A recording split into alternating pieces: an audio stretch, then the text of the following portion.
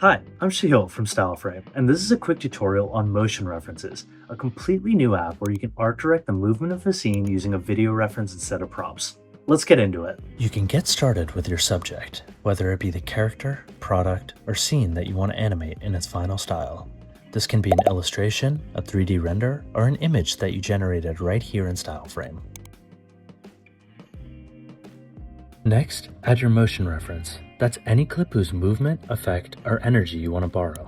You can also start with one of our presets. There are ready-made references for everything across effects, camera, and human performance. Some popular presets include disintegration and gold melt, camera moves like 360-degree turntable, and performances like dancing and backflips.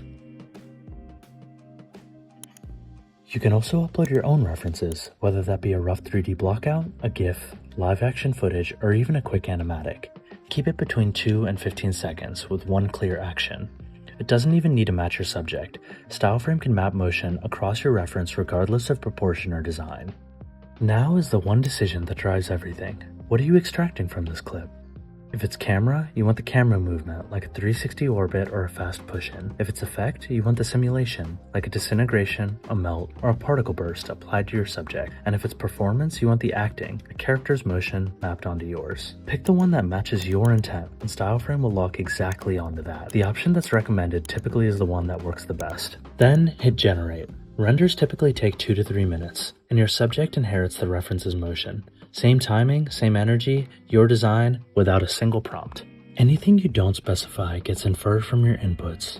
When a detail comes out wrong, say your character wears red but the disintegration particles came in gray from the reference, that's what the prompt is for. Adding even one line like, the particles are red, will make a world of difference.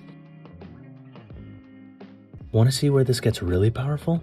Here's how studios use it. The workflow we see most is the procedural system. Animate once and apply everywhere else. Shot a turntable of one product? Now you can use it as a motion reference for your entire product line. Built one character animation? Now you can map it onto every sprite in your game. One reference now maps to an entire catalog.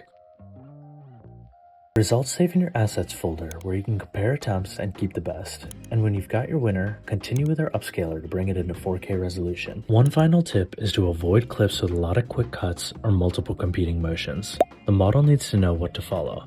Fast motion and motion blur are totally fine. If you have any questions, feel free to fill out the contact form and I'll get back to you as soon as I can. Happy creating!